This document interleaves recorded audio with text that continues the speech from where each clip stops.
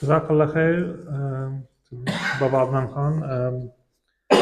As you know, the hadith of the Prophet ﷺ, if a part of the ummah hurts, the other part restless. So we've covered quite a few different regional conflicts.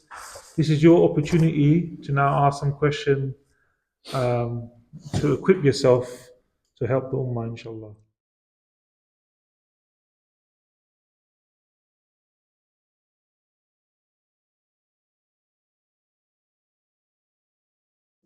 So I'll tell you a funny story.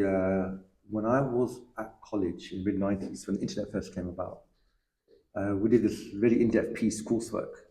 And at that time, we thought internet information will be at the fingertips of everybody, so people will be more aware. They can make correct decisions. And it would enrich people because we've now all got information at our fingertips. What we didn't know at the time was the amount of noise that will be out there. So literally, there are opinions. I mean, if ever you did what I did, you made a mistake of clicking on a flat Earth video, yeah? Because when you click on a video on YouTube, then it throws loads of other videos at you, and then your whole page gets swamped. Now, this wouldn't have been possible in 1990. People would have ridiculed flat Earth theory, and that would have been the end of it. But now what you're finding is because you've got these online platforms, anybody can put content on. So, mainstream media, the media companies put their content on these platforms.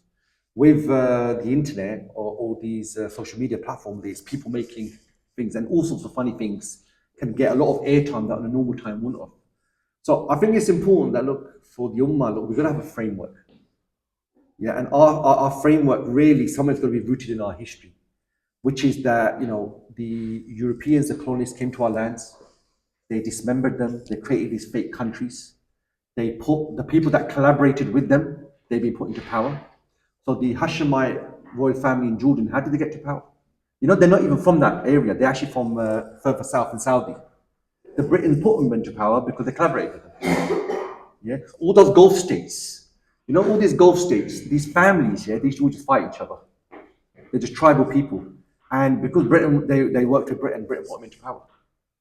So this is the framework we're going to have, is that, these rulers, the architecture we have in the Muslim world is to ensure revival never occurs.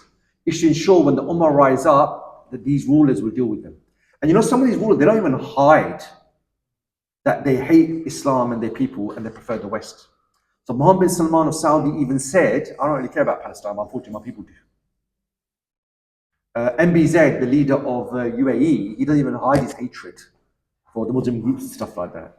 So this is the framework we're going to look at, right? Our framework can't be, oh, there's some leaders who say some good things, so we should support them.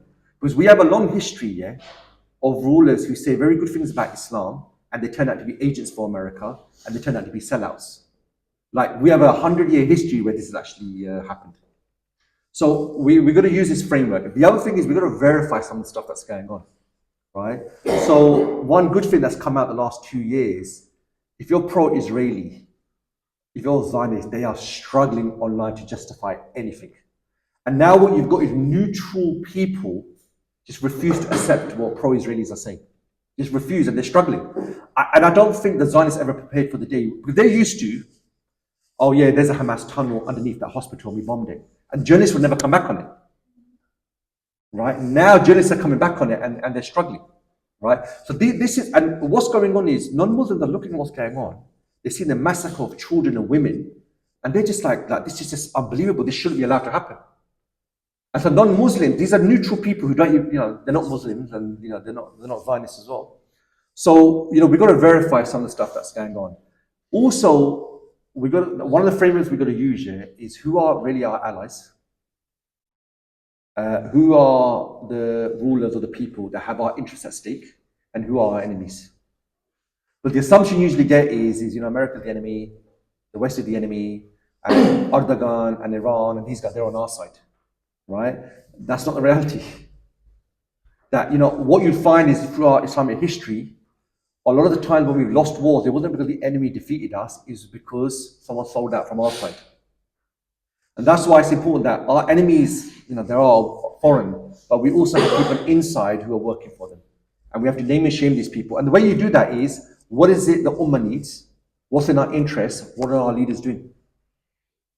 So if you take the example of Gaza, you know, if anyone else was doing to Tel Aviv what Israel's doing to Gaza, what would the West be doing now?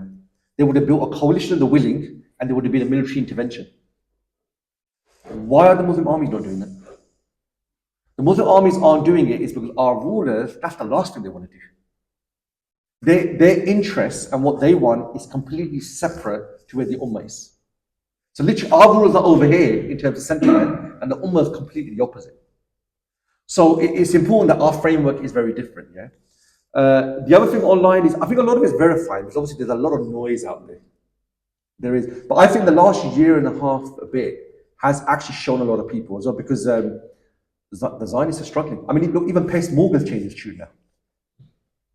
Yeah, it took time, even he's changed his tune. And you know, one thing that's really funny is, you know, the Israelis, their hatred for Muslims and Islam, their, I won't call it a vision, but their strategy of seizing the territory, they don't hide what they want to do. So if you look at the case South Africa's taken to the international court, 90% of their case, the evidence, is the testimony of Israeli officials. Never in any case of genocide. Problem you've got with proving genocide, yeah, you have to prove intent. Like in any murder case, you don't just prove, you can't just say he murdered them, I've got it on film. You have to prove that the guy had intent. It was an intention, which is hard to prove.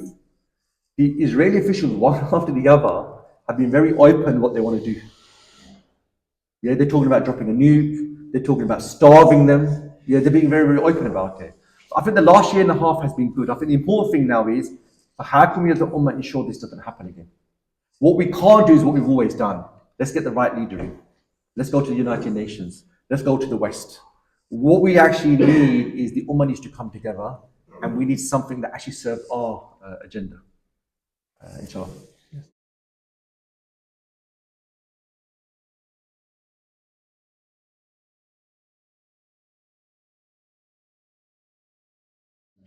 So the potential's always been there. It's our rulers who always say we're too weak, there's nothing we can do, Israel's too powerful, and time again, something happened that shows the West or Israel. Remember, the Taliban defeated America. Like if we say when the last time America won a war, they've not won a war this century.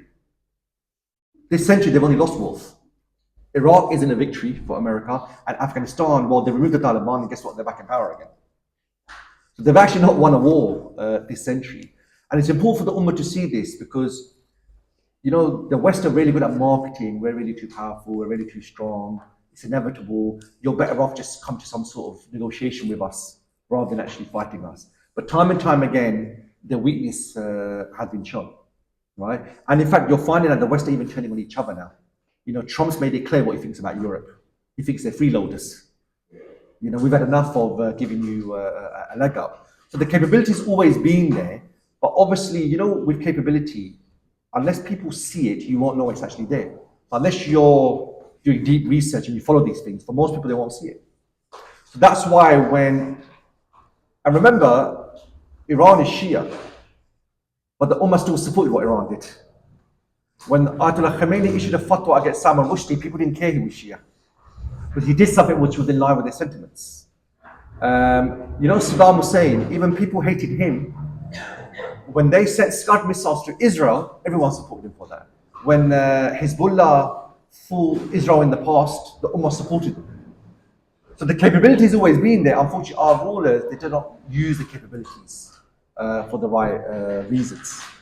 So yeah, definitely the capability. Your other thing about America. So when you're a global empire, it's quite challenging. You can't send your army everywhere. Your army's going to be overstretched. So what you need to do is you need to make use of other countries, other powers, other leaders. And some leaders, you will literally treat them as a kid. Others, you have to treat them well because they're a bit powerful and you need them. So America wants India to stand up against China.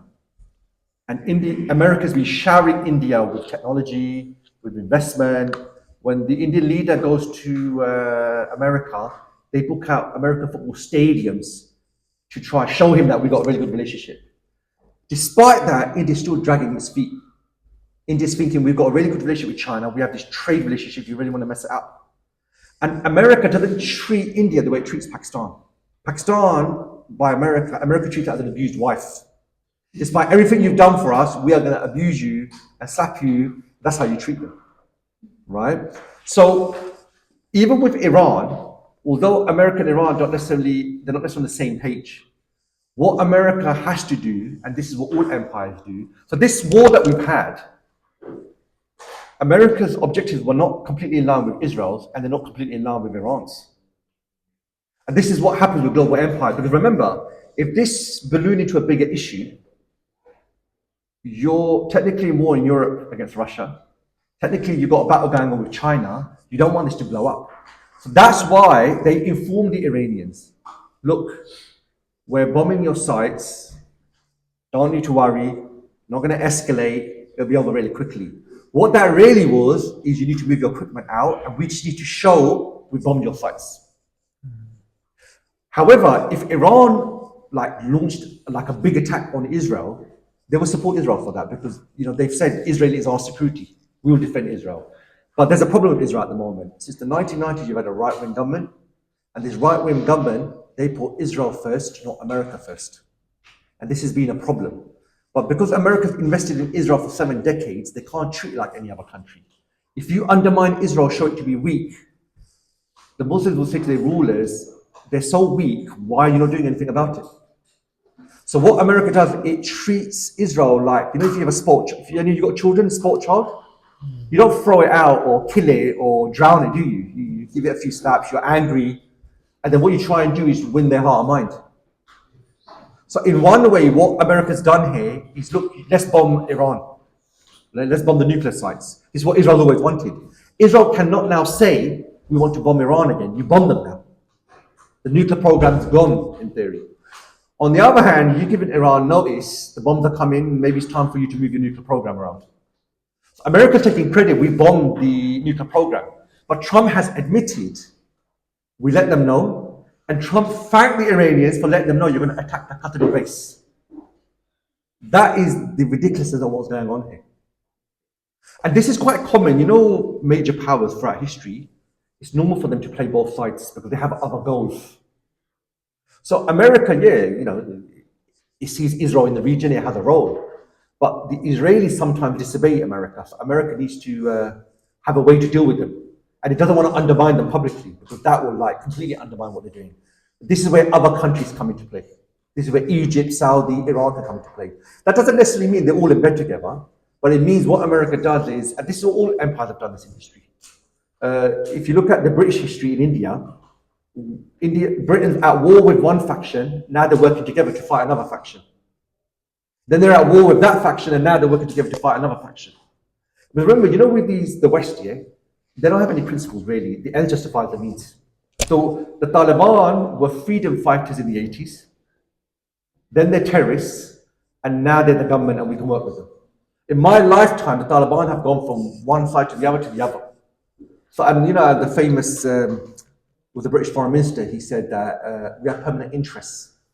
We don't have permanent allies and enemies, meaning our enemies and allies can chop and change. And if you look at Trump, how did he treat Europe?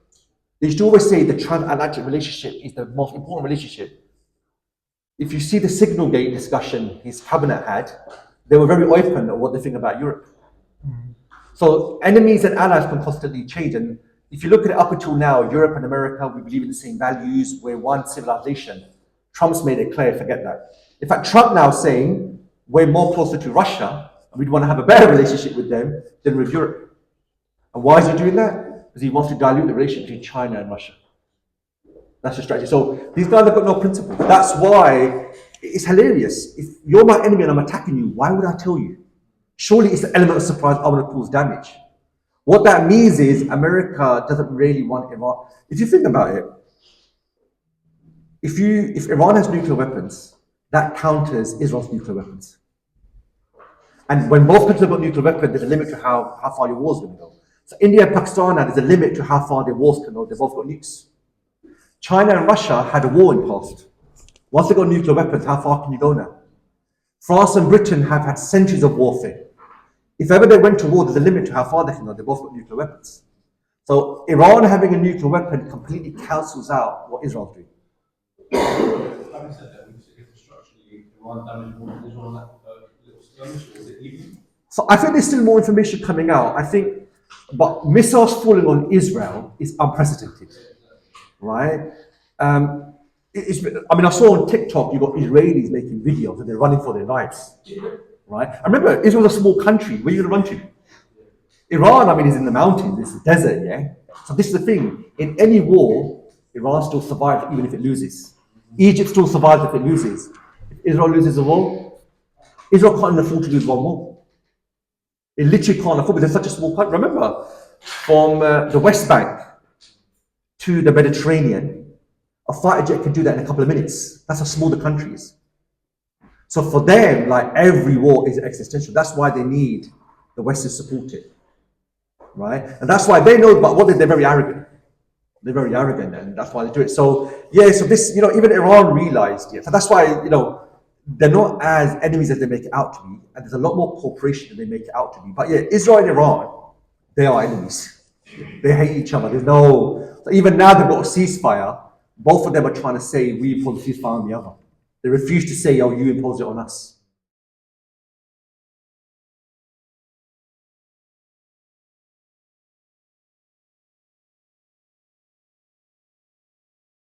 So America's got its strategic goal for the world, right? So that goal doesn't change. That goal is America, the global superpower, and it's going to make sure no other power emerges. Now, how it achieves that, you can influence the president at the time, the government at the time. All this costs money. This is a start of the means issue. So if you look, one of the arguments Netanyahu made, how comes Iran is allowed to have an empire and Israel can't in the Middle East? And his point was, Iran's in Palestine, Iran's in Lebanon, Iran's in Syria, it's in Iraq, Afghanistan. His point was, so they can have an empire, why can't we?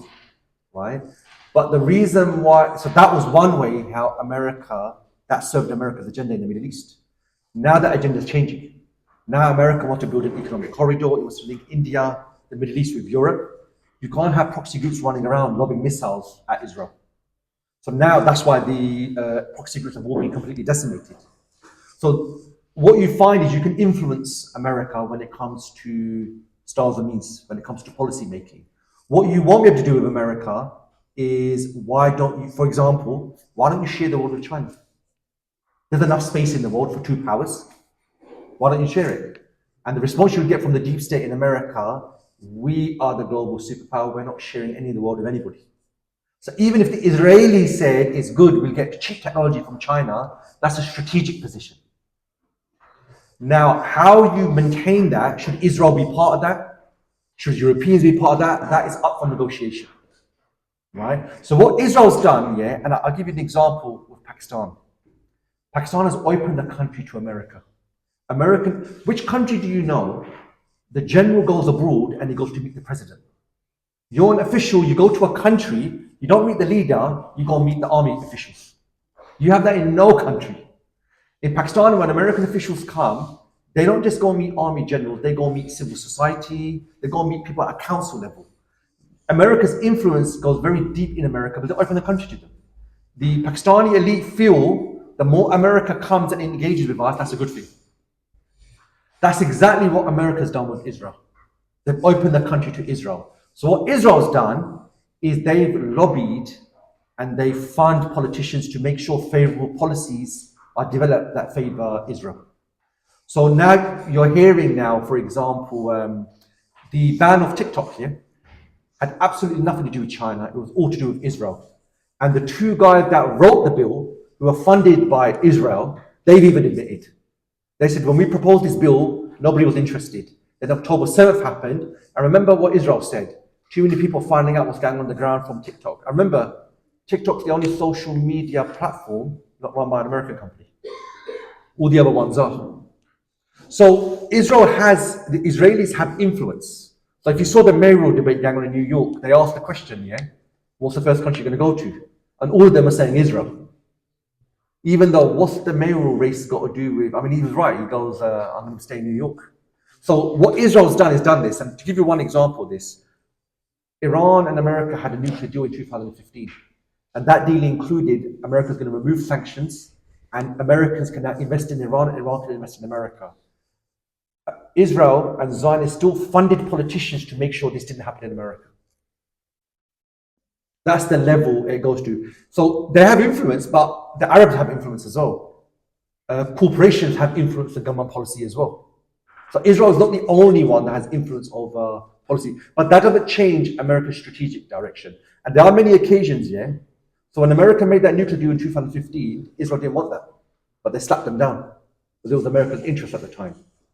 So they have influence, but many people have influence. It's not controlled over them. And this attack they did in Iran, Israel physically wouldn't have been able to do that without America.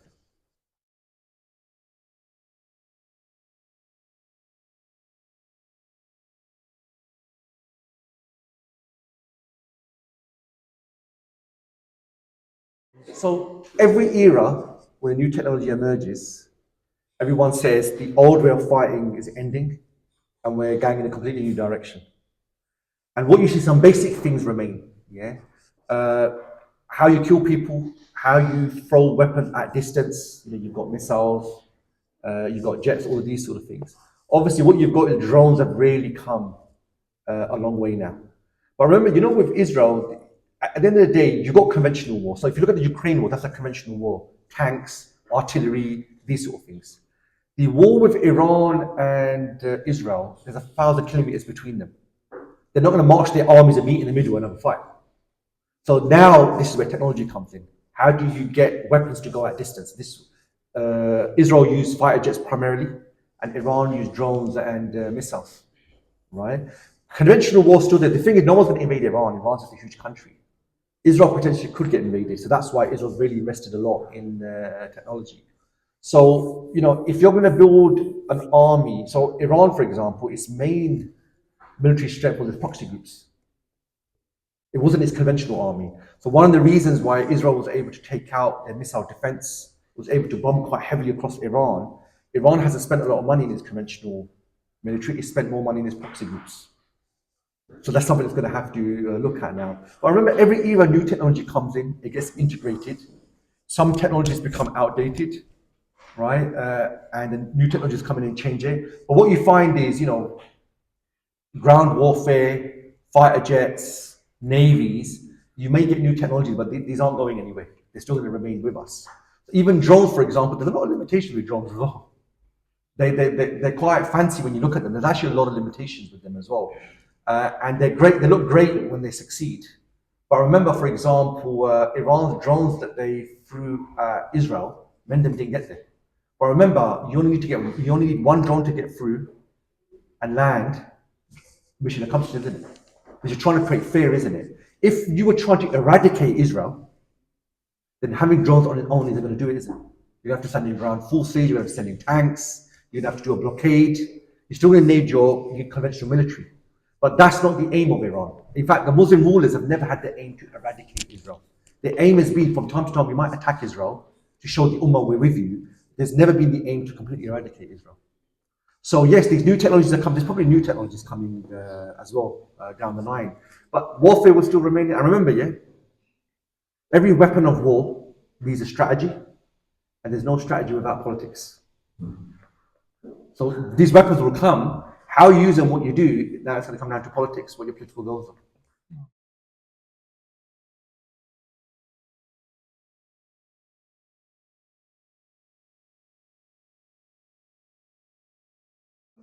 So Palestine is occupied.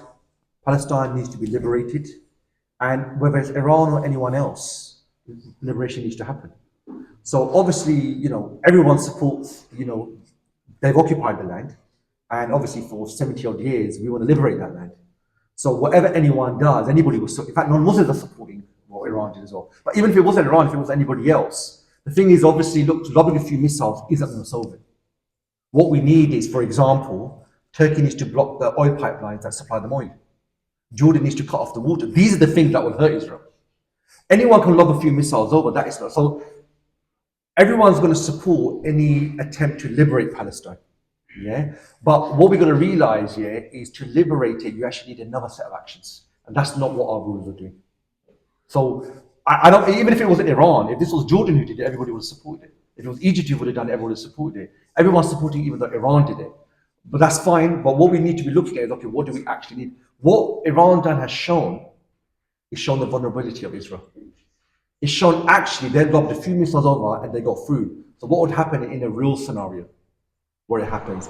Now that's the day Israel doesn't want to ever happen, right? Because that will be the end of Israel. And what it should show the Ummah, actually, if this is what Iran can do when it's not even trying, what would happen in a scenario where you actually deal with Israel? And just to be clear, brothers, as far as we're concerned, this is occupied land. So it needs to be liberated. We're not talking here about the expulsion of the people. We're not talking about the massacre or the genocide of the people. We have a long history where Muslim and Jews live side by side, right? What we're talking about is this apartheid regime. That's a problem for Jews, and it's a problem for Muslims, and a problem for Christians. That regime needs to be removed so it becomes liberated. And we go back to where we were in 1980, where we all lived side by side together. Because the assumption here is you guys just hate Jews. Iran did it because they hate Jews. And everybody forgets, if it wasn't Jews, if they were aliens, if they were Hindus, you've kicked out the indigenous people and you've occupied their land. It needs to be liberated. It happens to be Jews or Zionists, actually, to be clear on this occasion. But if it was anybody else, our response would be the same. So when we look at the area Russia's occupied of Ukraine, what does everybody say? The Russians are saying that's Russian land now. Ukraine's saying no, it needs to be liberated. Yet no one even debates that. Of course, Russia occupied the land, it needs to be liberated. That's exactly the same going on in Palestine. But there's a different view in the Western Palestine. Well, the Jews are there now. You should just accept what's going on. So absolutely, any action by any ruler to liberate the land, anybody will support it. Jazakallah khair. Let's send it here, inshallah.